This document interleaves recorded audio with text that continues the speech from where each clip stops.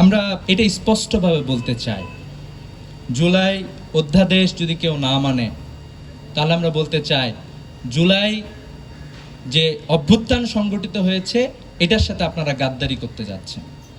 জুলাই অভ্যুত্থানের পরে অসংখ্য দল একসাথে বসে এই জায়গাগুলোতে একটা ঐক্যমত্যে এসেছিল। কারো কারো কিছু কিছু জায়গায় নোট অফ ডিসেন্ট ছিল, সমস্যা নাই, এগুলো নিয়ে আলাপ আলোচনা হয়েছে অনেক। আলটিমেটলি জাতির উপকার তো হচ্ছে। তো এরকম একটি জায়গায় আমরা বর্তমানে আমরা এই বিএনপিকে দেখতেছি যে অতীতের যে ভুল, তারা সেই ভুলের দিকে ধাবিত হচ্ছে। 1991 সালে সরকার গঠনের পরে তত্ত্বাবধায়ক সরকারকে তারা গ্রহণ করতে অস্বীকৃতি জানাইছিল। 96 সালে একটা একদলীয় নির্বাচন হয়েছিল।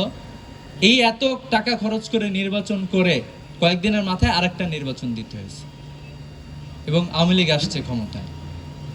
এরপরে আমরা পরবর্তীতে আবারও দেখি এই যে বিচারপতিদের বয়স সংস্কার করার মাধ্যমে তারা বাংলাদেশে 111 তৈরি করেছিল, একটা পরিবেশ সেরকম তৈরি করেছিল এবং এই পরিবেশের কারণে বিগত 16টা বছর বাংলাদেশের মানুষ দুঃসহ যাতনার মধ্য দিয়ে গিয়েছে। আমরা দেখতে পাচ্ছি আবারও একই কালচারের মধ্যে আমাদেরকে নিয়ে যাওয়ার চেষ্টা করা হচ্ছে।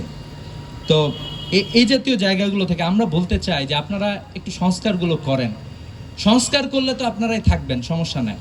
আমরা সবাই সহযোগিতা করতে চাই, আমরা সবাই সহযোগিতার ভিত্তিতে আমাদের দেশটাকে গড়তে চাই।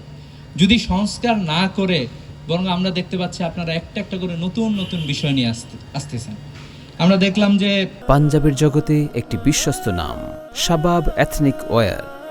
প্রধানমন্ত্রীর নতুন কার্যালয় বানানো হবে, সেখানে বাংকার বানানো হচ্ছে। পিছন দিয়ে চলে যাওয়ার জন্য সুড়ঙ্গ বানানোর প্ল্যান এখানে নেওয়া হচ্ছে। সুড়ঙ্গ বানানোর প্ল্যান নেওয়ার তো কোনো দরকারই নাই।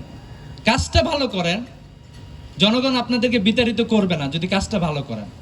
আর জনগণের মতামতকে অগ্রাহ্য করবেন, আবার হচ্ছে ব্যাকআপ প্ল্যান একটা রাখবেন যে আমার গণভবন কিভাবে হবে, এখানে আমি কিভাবে থাকবো, কোনো যদি অসুবিধা হয় তাহলে কিভাবে পালাবো।